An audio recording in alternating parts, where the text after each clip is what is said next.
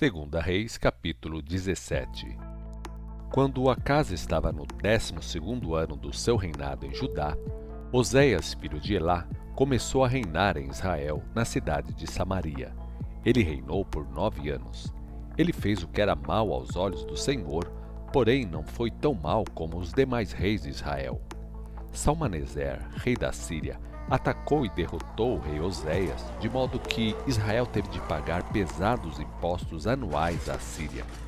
Porém, o rei da Síria descobriu que Oséias estava armando uma traição contra ele, porque havia mandado um mensageiro a So, rei do Egito, pedindo que viesse ajudá-lo a livrar-se do poder da Síria.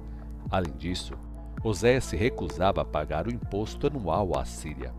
Por isso, o rei assírio mandou colocá-lo na prisão. Então, durante 3 anos, a terra de Israel ficou cheia de soldados assírios que cercavam Samaria, a capital de Israel. Finalmente, no 9º ano do reinado de Oséias, a cidade de Samaria caiu em poder dos assírios e o povo de Israel foi levado como escravo para a Síria. Eles foram morar em colônias na cidade de Ala e ao longo das margens do rio Abor, em Gozã, entre as cidades dos Medos. Essa desgraça caiu sobre a nação porque os israelitas haviam pecado contra o Senhor, o seu Deus, que os havia tirado do Egito e livrado do Faraó, rei do Egito. Eles adoraram outros deuses e adotaram os maus costumes das nações que o Senhor havia expulsado de diante deles. Seguiram também os costumes que os reis de Israel haviam adotado. O povo de Israel também havia praticado mal em segredo contra o Senhor, o seu Deus. Eles haviam construído altares aos outros deuses em todas as suas cidades, desde a menor vila até a maior cidade. Ergueram postes ídolos no alto de cada monte e debaixo de toda grande árvore. Além disso, haviam também queimado incenso aos deuses das muitas nações que o Senhor havia expulsado da terra quando Israel entrou. Visto como o povo de Israel praticou muitos atos maus, isso havia provocado a ira do Senhor. Na verdade, eles adoravam imagens, apesar dos avisos repetidos e muito claros do Senhor. O Senhor tinha repetidamente mandado profetas e videntes para advertir Israel e Judá que voltassem de seus maus caminhos. Abandonem os seus maus caminhos, obedeçam aos meus mandamentos e ordenanças e a toda a lei que entreguei a vocês por meio dos seus antepassados, os meus servos, os profetas. Mas os israelitas não quiseram atender. Eles eram teimosos e desobedientes como seus antepassados e não quiseram confiar no Senhor, o seu Deus. Rejeitaram as leis de Deus e a aliança que o Senhor tinha feito com os seus antepassados e fizeram pouco caso dos avisos divinos. Na loucura em que viviam, adoravam deuses falsos, apesar dos severos avisos de Deus para que não imitassem os pagãos. Desafiaram todos os mandamentos do Senhor, o seu Deus, e fizeram 2 bezerros de ouro fundido. Também fizeram um poste ídolo, fabricaram imagens vergonhosas e detestáveis e adoraram Baal e as estrelas. Chegaram a ponto de queimar seus próprios filhos e filhas como sacrifício nos altares do deus Moloque. Consultaram os adivinhos, fizeram uso de magia e feitiçaria e se venderam à prática do mal. Por isso, o Senhor ficou irado com eles. O Senhor ficou indignado com Israel e os expulsou da sua presença. E por fim, restou somente a tribo de Judá. Mas também Judá não quis obedecer os mandamentos do Senhor, o seu Deus. Também eles andaram nos mesmos caminhos maus em que Israel havia andado. Por esse motivo, o Senhor rejeitou todos os filhos de Israel. Ele castigou o povo, entregando-os nas mãos dos seus inimigos, até que foram expulsos da sua presença. Quando Israel se afastou do reino de Davi, escolheu Jeroboão, filho de Nebate, como seu rei. Jeroboão induziu Israel a se desviar do Senhor, fazendo o povo cometer grande pecado, e o povo de Israel nunca deixou de praticar os atos maus que Jeroboão levou o povo a cometer, até que o Senhor, finalmente, os afastou da sua presença, conforme todos os avisos dados através dos seus servos, os profetas. Assim, o povo de Israel foi transportado para a Síria, onde permanece até o dia de hoje. O rei da Síria trouxe gente de Babilônia, de Cuta, de Ava, de Ramate, de Sefarvaim, e eles ficaram morando em Samaria e nas cidades vizinhas, em lugar do povo de Israel. Mas já que esses habitantes assírios não adoraram o Senhor assim que chegaram pela primeira vez, o Senhor mandou leões para o meio deles, e os leões mataram alguns dos moradores ali. Então eles mandaram um mensageiro ao rei da Síria: Nós que viemos morar aqui em Israel, não conhecemos as leis do Deus da terra, e ele mandou leões para o nosso meio a fim de nos destruir, porque não adoramos esse Deus. Então, o rei da Síria deu a seguinte ordem: Façam com que um dos sacerdotes que foi levado de Samaria volte para Israel, para ensinar aos novos moradores as leis do Deus da terra.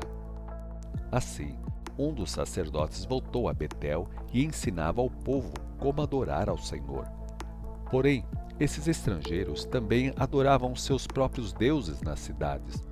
Eles colocaram seus deuses nos altares idólatras que o povo de Samaria havia deixado nas colinas de suas cidades.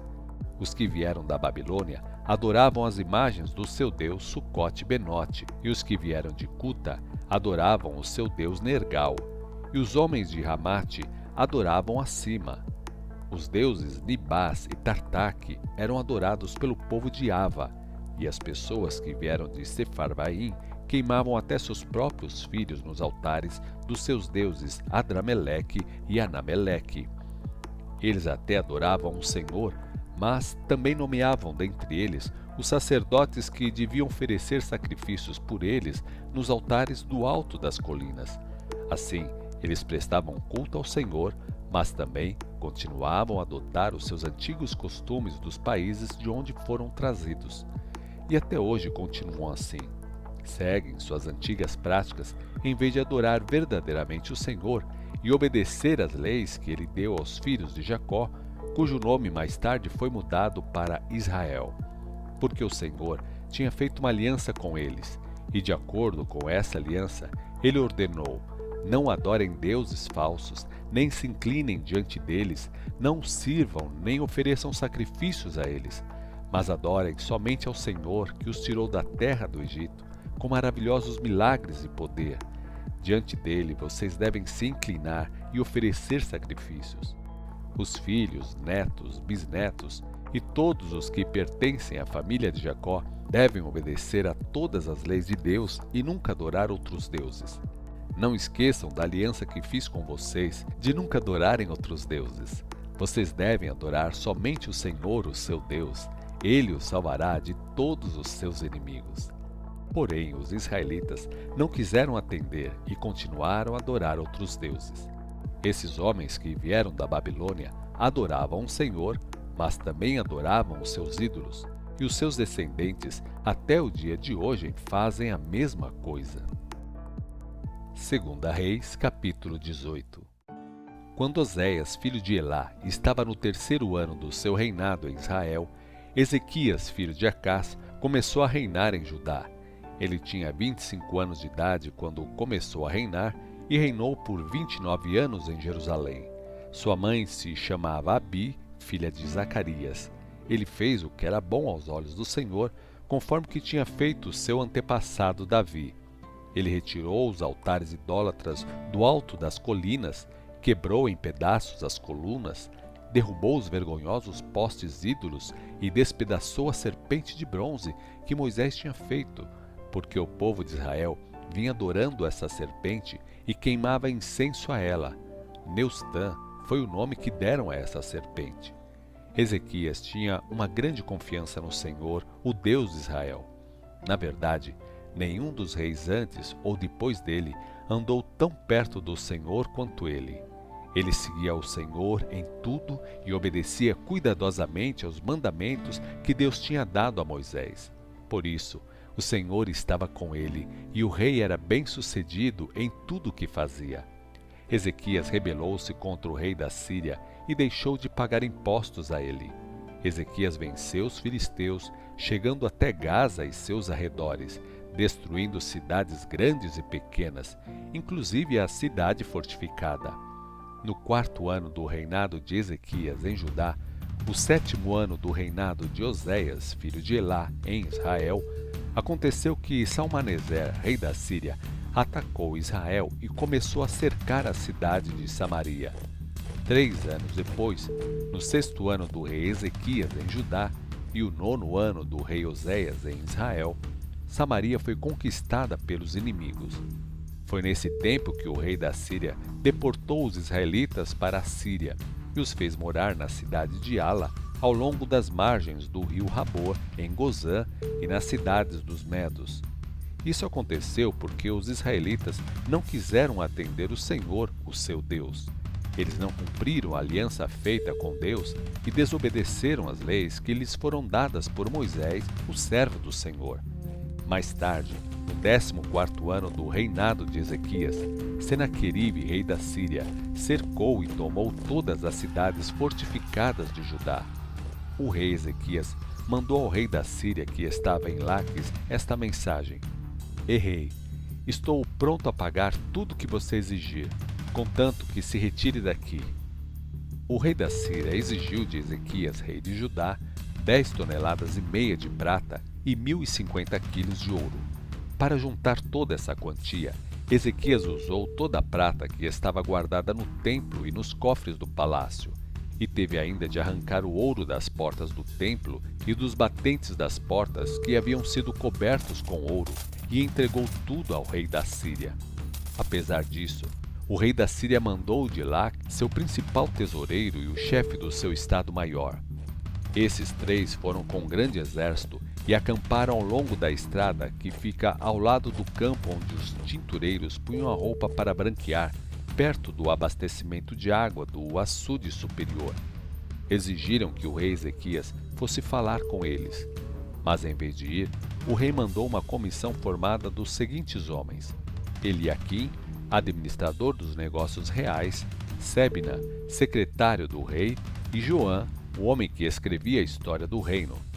Então, o comandante do campo assírio mandou este recado ao rei Ezequias: O grande rei da Síria diz: Em que você se baseia sua confiança? Você precisa de mais do que simples promessas de auxílio antes de se revoltar contra mim. Mas qual dos seus aliados lhe dará alguma coisa mais do que palavras? O Egito? Se você se apoiar no Egito, vai descobrir que ele não passa de uma vara sem resistência, que se quebra sob o peso do seu corpo e ainda penetra na sua mão. O faraó, rei do Egito, não merece a mínima confiança. E se vocês me disserem: Confiamos no Senhor, o nosso Deus, para nos livrar, lembre-se que foram os altares desse Deus que estavam nos altos dos montes que você destruiu, pois você diz a todos de Judá e Jerusalém: Adorem diante do altar que está em Jerusalém. Eu vou lançar um desafio do meu senhor, o rei da Síria.